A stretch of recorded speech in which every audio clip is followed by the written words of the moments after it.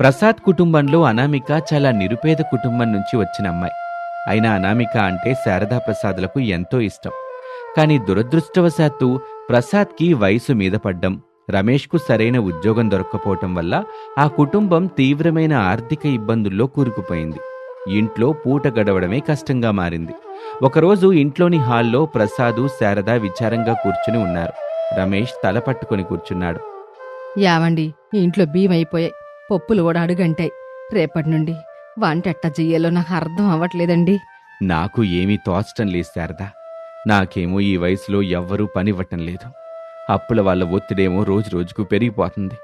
ఈ కష్టాల నుంచి ఎట్టా గట్టెక్కాలో ఆ దేవుడికి తెలియాలి. నన్ను క్షమించండి నాన్న. నేను ఎంత ప్రయత్నించినా సరైన పని దొరకటం లేదు. నా చదువుకు తగిన ఉద్యోగం లేక నేనేమీ చేయలేకపోతున్నాను. నా వల్లే మన కుటుంబం ఇలా బాధపడుతుంది. అట్ట అనబాగ్ బాబు, నీ ప్రయత్నం నువ్వు చేస్తూనే ఉన్నావు కదా.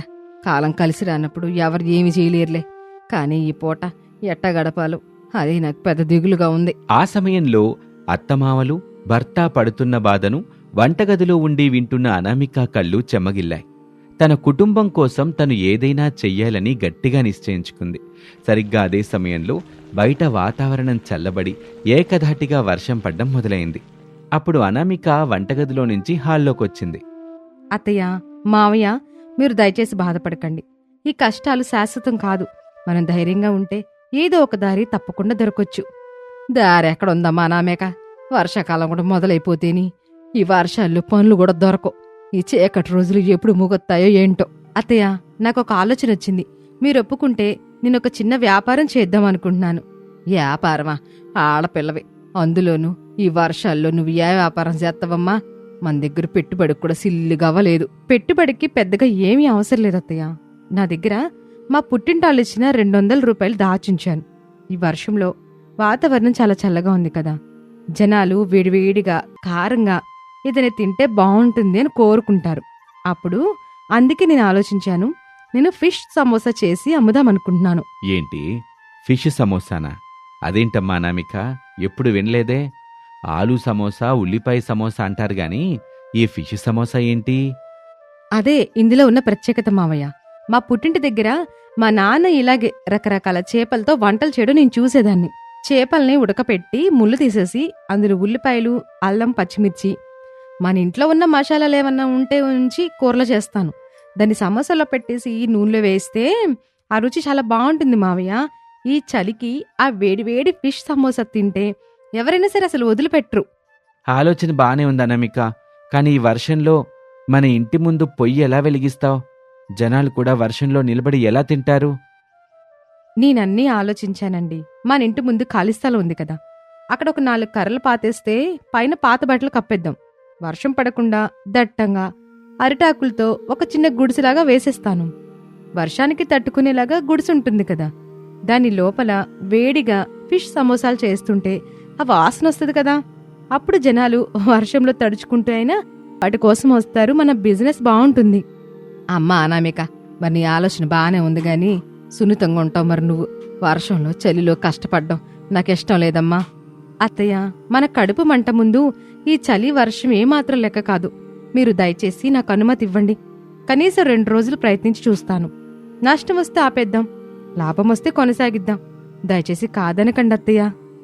సర్లేమ్మా, నీ పట్టుదల చూస్తుంటే నా కడ్డు చెప్పాలనిపించట్లేదులే.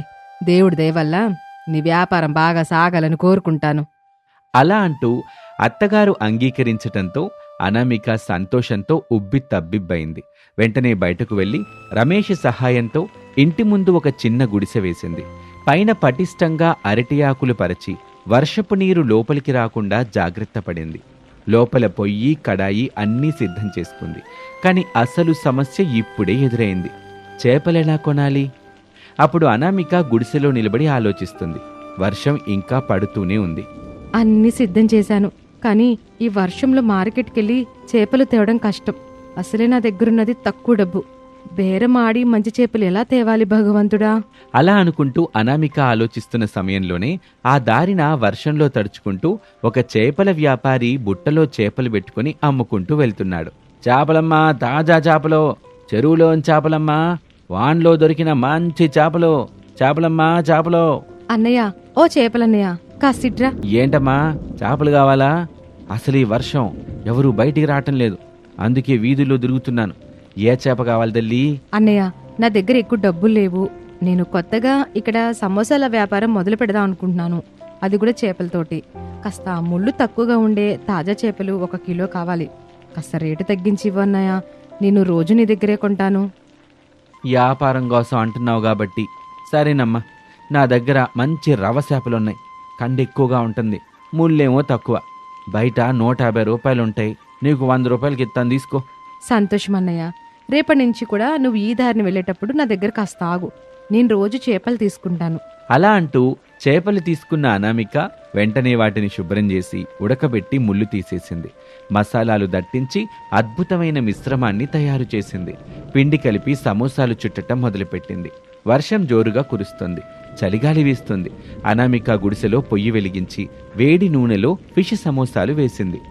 అప్పుడు నూనెలో సమోసాలు వేగుతున్న చుయ్యమన్న శబ్దం, దాంతోపాటు అద్భుతమైన సువాసన చుట్టుప్రక్కల వ్యాపించింది.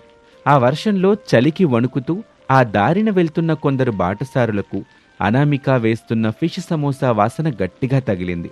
ఆ సువాసనకి వారి కడుపులో ఆకలి ఒక్కసారిగా నిద్రలేచింది. హరే, వానలో ఈ వాసనేంటి భలేగా వస్తుంది? ఎవరో కొత్తగా ఇక్కడ ఏదో వేస్తున్నట్లున్నారు. అవును, చేపల కూర వాసన, మసాలా వాసన అన్ని కలిపొస్తున్నాయి. పద వెళ్ళి చూద్దాం. ఆ అరిటాకుల గుడిసె దగ్గర నుంచే వస్తున్నట్టుంది. అలా అనుకుంటూ 2 కస్టమర్లు అనామిక గుడిసె దగ్గరికి వచ్చారు. ఏంటమ్మా, ఇక్కడ ఈ వర్షంలో ఏవో వేడివేడిగా అమ్ముతున్నావు? వాసనైతే అదిరిపోతుంది.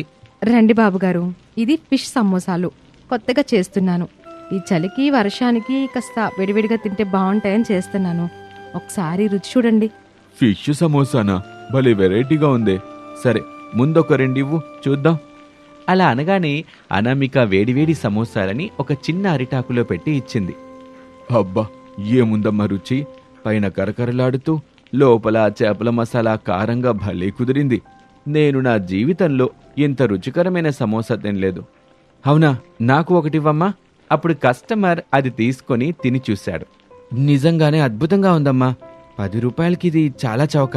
మాకింకో 10 సమోసాలు ప్యాక్ చేయి, ఇంట్లో వాళ్ళకు కూడా తీసుకెళ్తాం. అలాగే బాబుగారు, ఇప్పుడే విడివేడిగా చేసిస్తాను. అలా మొదలైన అనామిక వ్యాపారం ఆ రోజంతా ఆగలేదు.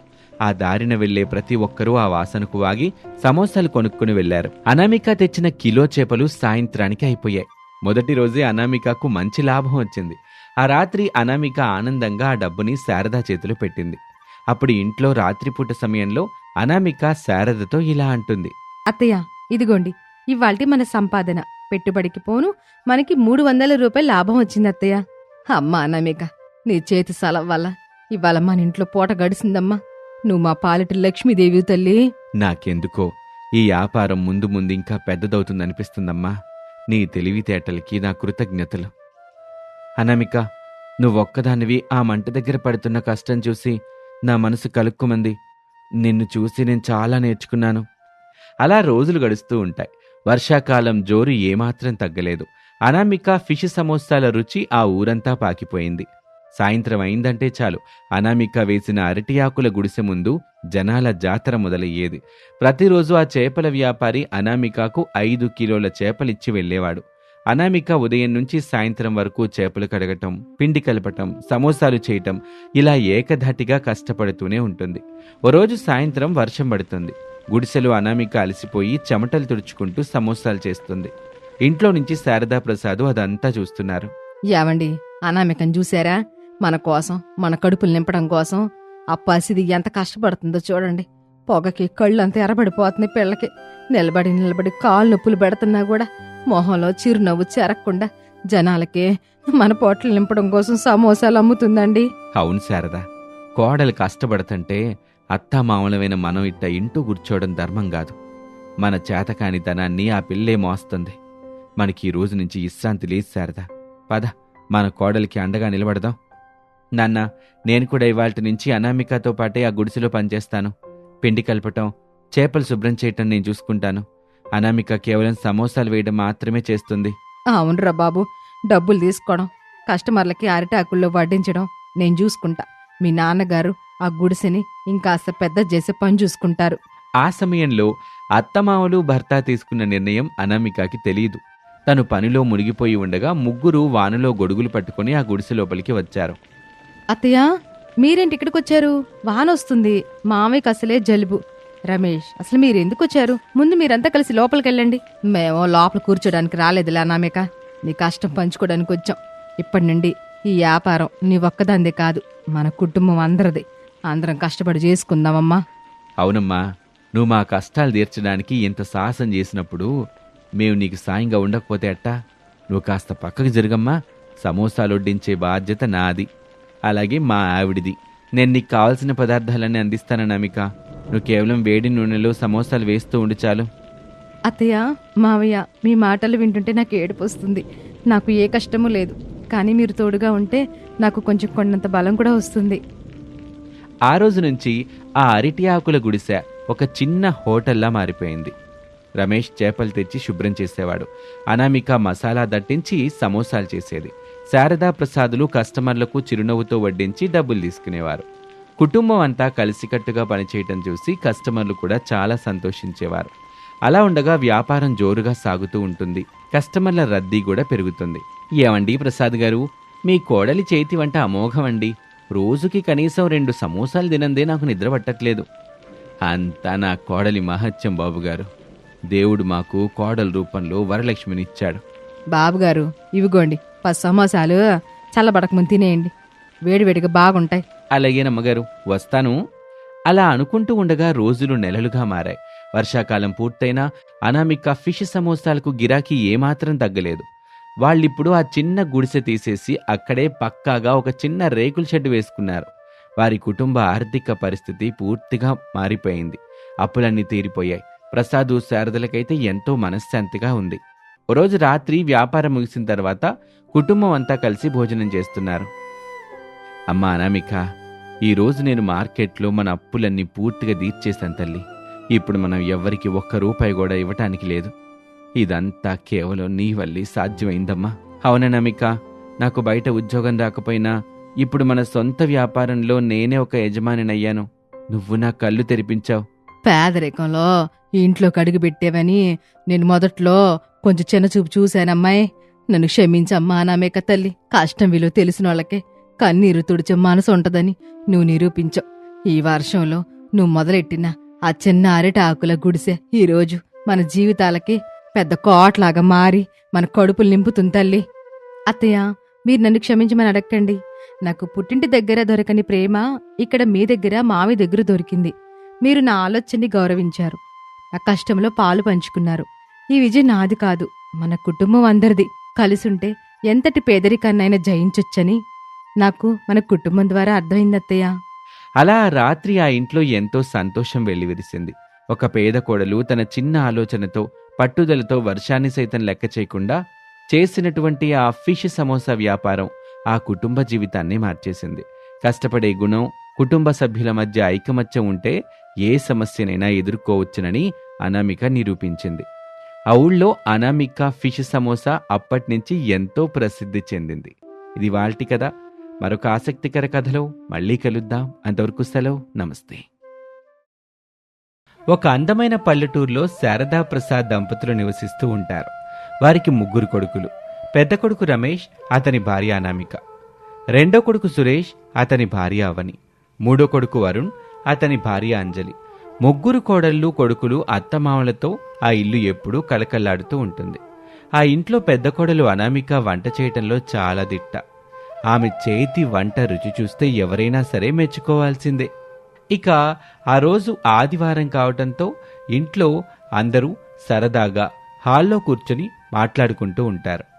అనామిక మాత్రం వంటింట్లో ఏదో ఒక పని చేసుకుంటూ ఉంటుంది.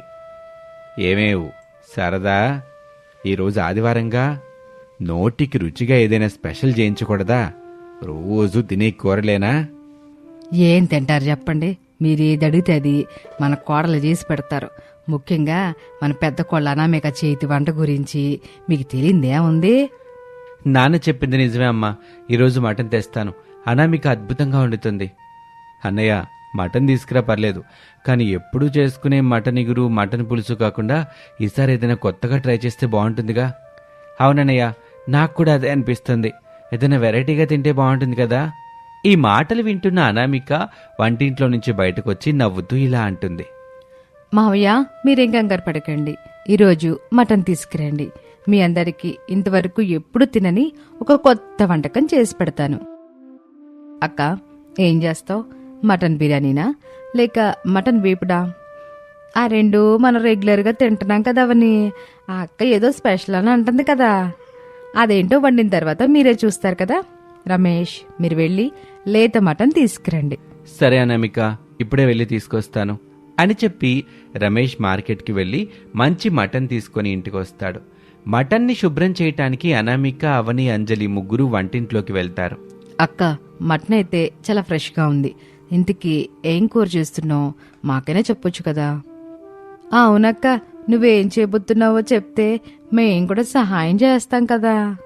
ఈరోజు నేను మటన్ మంచూరియా చేయబోతున్నాను.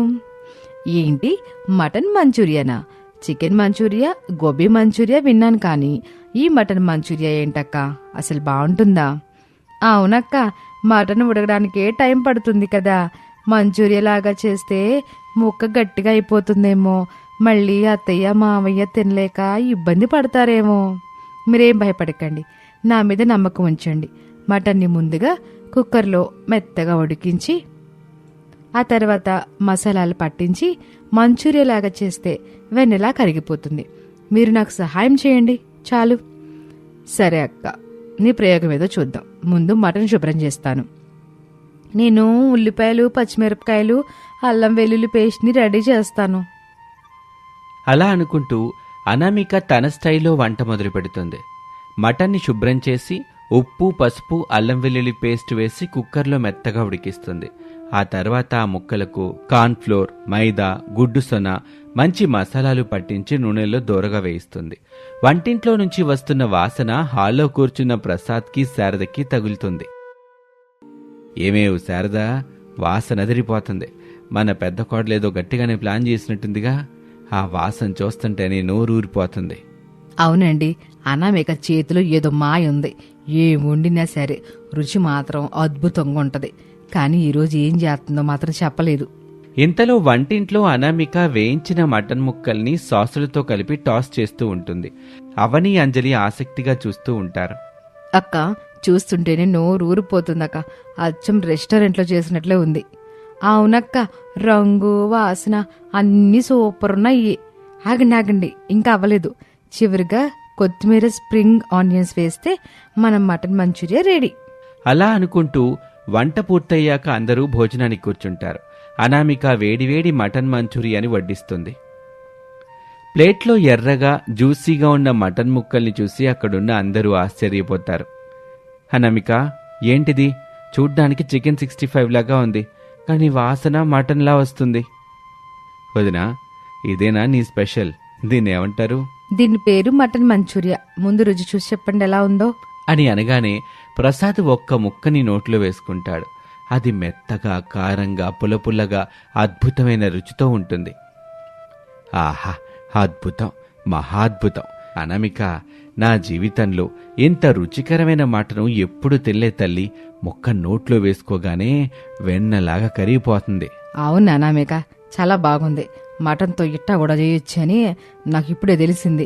కారం, ఉప్పు అన్నీ సరిగ్గా సరిపోయాయి. వదినా, నిజంగా సూపర్. బయట హోటల్స్లో కూడా ఇలాంటి టేస్ట్ దొరకదు. మనం ఎప్పుడు తినే కూరల కంటే ఇది 1000 రెట్లు బాగుంది.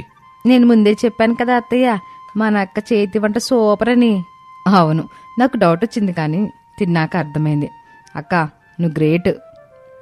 నా భార్య అని చెప్పటం కాదు గాని నిజంగానే అనామిక చేతి వంటకి ఎవరైనా ఫిదా అవ్వాల్సిందే.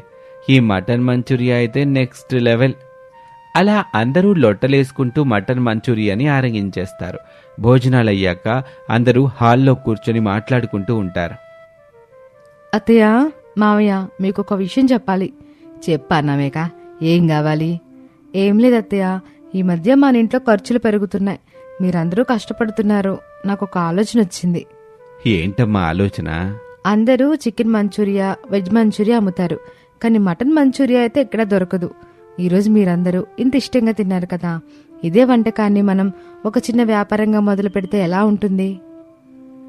ఈ మాట వినగానే అందరూ ఒక్క క్షణం మౌనంగా ఉండిపోతారు. అనామిక, ఆలోచన బాగానే ఉంది, కానీ మనం చేయగలమా? జనాలు ఆదరిస్తారా? వదినా, ఐడియా అయితే సూపర్గా ఉంది. ఎందుకంటే మార్కెట్లో ఏదైనా కొత్తగా ఉంటేనే జనం ఎగబడి తింటారు. మటన్ మంచూరియా అనేది చాలా కొత్త కాన్సెప్ట్. అవును మామయ్య, అక్క చెప్పింది కరెక్ట్. మన ఊర్లో ఎక్కడా ఇలాంటి ఐటెం లేదు. మనం గనక స్టార్ట్ చేస్తే ఖచ్చితంగా క్లిక్ అవుతుంది. నేను అవని అక్కకి సాయం చేస్తాము. మగవాళ్ళేమో బయట పనులు సరుకులు తేవడం చూసుకుంటే సరిపోతుంది. మన కోడల్లో ఇంత ఆసక్తిగా ఉన్నప్పుడు మనం ఎందుకు కాదనాలి? అనామిక చేతి రుచి 10 మందికి తెలిస్తే మనకి మంచిది కదా. ఏమండి, మీరేమంటారు? నాది అదే మాట శారదా. అనామిక ఆలోచన అయితే బాగుంది. మన పెద్ద కోడలు ఇంటిని చక్కదిద్దడమే కాదు, ఇంటికి ఆసరాగా కూడా ఉండాలని ఆలోచిస్తుంది. తప్పకుండా ఈ వ్యాపారం మొదలు పెడదాం. థ్యాంక్స్ మామయ్య. మనం ఇంటి దగ్గరే ఒక చిన్న కౌంటర్ ఏర్పాటు చేసుకుని సాయంత్రం వేళల్లో అమ్మితే బాగుంటుంది. వదినా, అందుకు కావాల్సిన బోర్డు ఏర్పాట్లు నేను సురేష్ అన్నయ్య చూసుకుంటాం. ఏం పేరు పెడదాం? అనామిక మటన్ మంచూరియా అని పెడదాం. పేరులోనే ఒక బ్రాండ్ క్రియేట్ అవుతుంది. అయ్యో, నా పేరెందుకు సురేష్? రుచికరమైన మటన్ మంచూరియా అని పెడదాం. లేదమ్మా, లేదు. ఈ ఆలోచన నీది, ఈ రుచి నీది. సురేష్ చెప్పినట్టే అనామిక స్పెషల్ మటన్ మంచూరియా అని పెడదాం. అలా అందరూ ఏకగ్రీవంగా నిర్ణయించుకుంటారు. 2 రోజుల తర్వాత ఇంటి ముందు ఒక చక్కటి స్టాల్ ఏర్పాటు చేస్తారు. సాయంత్రం కాగానే అనామిక, అవని, అంజలి కలిసి వేడివేడి మటన్ మంచూరియా చేయటం మొదలు పెడతారు. గుమగుమలాడే వాసన వీధంతా వ్యాపిస్తుంది. అసలు ఆ దారిన వెళ్లే ఒక వ్యక్తి ఆగి వాసన చూసి దగ్గరికొస్తాడు. ఏంటండి ఇక్కడ కొత్తగా పెట్టారు? వాసన అదిరిపోతుంది. ఏమమ్ముతున్నారు? ఇది మటన్ మంచూరియా అండి, చాలా స్పెషల్. ఒక్కసారి తిని చూడండి, మళ్ళీ మళ్ళీ కొనాలంటారు. మటన్ మంచూరియానా? ఇదేదో కొత్తగా ఉందే, ఒక్క ప్లేట్ ఇవ్వండి. అప్పుడు అనామిక వేడివేడిగా మటన్ మంచూరియాని ప్లేట్లో వేసి పైన ఉల్లిపాయలు, నిమ్మకాయ రసం పిండి ఇస్తుంది. ఆ వ్యక్తి ఒక్క ముక్క నోట్లో వేసుకోగానే అతని ముఖంలో ఆనందం కనిపిస్తుంది. అబ్బా, ఏం రుచండి బాబు! మటన్ ఇంత మెత్తగా, ఒక జ్యూసీగా ఉంటుందని నేననుకోలేదు. చాలా బాగుంది. ఇంకో 2 ప్లేట్లు పార్సిల్లో కట్టండి, మా ఊళ్ళోకి కూడా తీసుకెళ్తాను. అలా మొదటి కస్టమర్ ఇచ్చిన ఫీడ్బ్యాక్తో అక్కడికి జనం రావటం మొదలవుతుంది. వచ్చిన ప్రతి ఒక్కరూ సూపర్గా ఉందని, ఇలాంటి టేస్ట్ ఎప్పుడూ చూడలేదని పొగుడుతూ ఉంటారు. చూస్తూ ఉండగానే ప్రతిరోజు చేసిన మటన్ మొత్తం అయిపోతూ ఉండేది. రాత్రి అందరూ డబ్బులు లెక్క పెడుతూ సంతోషంగా ఉంటారు. అక్క, ఈరోజు మనం అనుకున్న దానికంటే ఎక్కువ రెస్పాన్స్ వచ్చింది. జనం ఎగబడి తిన్నారు. అవునక్క, నా చేతులు నొప్పి పుడుతున్నాయి, కానీ ఆ కస్టమర్ల మాటలు వింటుంటే నాకు నొప్పి తెలియడం లేదు. వదినా, నువ్వు గ్రేట్. నీ ఐడియా వల్ల మనకి మంచి ఆదాయం దొరికింది. అవునదినా, ఇక్కడి నుండి మనం డైలీ క్వాంటిటీ పెంచాలి. డిమాండ్ కూడా బాగా ఉంది. నా పెద్ద కోళ్ళు మా ఇంటి మహాలక్ష్మి. తన తెలివితేటలతో మన కష్టాలన్నీ తీర్చేసింది. నిజమే శారద, ఒక చిన్న ఆలోచన జీవితాన్ని ఎట్టా మార్చుద్దో అనామిక నిరూపించింది. మటన్ మంచూరియా ఇంత ఫేమస్ అయిద్దని మనం కల్లో కూడా అనుకోలేదు. ఇదంతా మీ అందరి సహకారం వల్లే సాధ్యమైంది మావయ్య. మనమందరం కలిసి కష్టపడ్డాం కనుకే ఈ విజయం వచ్చింది. ముఖ్యంగా అవని, అంజలి నా వెనక ఉండి నాకు సపోర్ట్ కూడా చేశారు. రమేష్, సురేష్, అరుణ్ బయట పనులు చూసుకున్నారు. ఇది మనందరి గెలుపు. విన్నారా? తను విజయం సాధించిన క్రెడిట్ మాత్రం అందరికీ ఇస్తుంది. అదే అనామిక గొప్పతనం. అలా రోజులు గడుస్తున్న కొద్దీ వారి వ్యాపారం 3 పువ్వులు 6 కాయలుగా సాగుతుంది. చుట్టుపక్కల ఊర్ల నుండి కూడా జనం ప్రత్యేకంగా వచ్చి అనామిక మటన్ మంచూరియా తినటానికి క్యూ కట్టేవారు. వచ్చిన లాభాలతో వారు తమ ఇంటిని బాగు చేయించుకుంటారు, ఆరోగ్యంగా స్థిరపడతారు. ఓ రోజు సాయంత్రం వ్యాపారం ముగించుకొని అందరూ కలిసి భోజనం చేస్తూ ఉంటారు. అక్క, రేపు సండే కదా, కస్టమర్స్ మటన్ మంచూరియాతో పాటు ఇంకేదైనా వెరైటీ అడుగుతున్నారు. ఏం చేద్దాం? ఈసారి మటన్ కీమా బాల్స్ ట్రై చేద్దాం అవని. అది కూడా మంచూరియా స్టైల్లో చేస్తే అద్భుతంగా ఉంటుంది. వావక్క, నీ ఐడియాలకి హ్యాట్స్ ఆఫ్. రేపు అది కూడా హిట్ అవడం ఖాయం. మీ ఉత్సాహం చూస్తుంటే ముచ్చటేస్తుంది. ఎట్టాగే ఎప్పుడూ కలిసి ఉండాలి, సంతోషంగా ఉండాలి. అవునమ్మా, కుటుంబం అంతా ఒక్కటిగా ఉండి ఒకరికొకరు తోడుగా నిలబడితే సాధించలేనిదేదీ ఉండదు. ఈ మటన్ మంచూరియా మన ఇంటి దశనే మార్చేసింది. అవును మావయ్య, మార్పు అనేది మన వంటింటి నుండే మొదలవ్వాలి. పాత రుచులే కాదు, కొత్త రుచులు కూడా జీవితంలోకి కొత్త ఉత్సాహాన్ని ఇస్తాయి. అలా ఆ కుటుంబం అనామిక వంట నైపుణ్యంతో, అందరి సమిష్టి కృషితో మటన్ మంచూరియా వ్యాపారంలో గొప్ప పేరు సంపాదించి సుఖ సంతోషాలతో ఆనందంగా జీవించారు. ఇది వాల్టి కథ. మరొక ఆసక్తికర కథలో మళ్ళీ కలుద్దాం. అంతవరకు సెలవు. నమస్తే.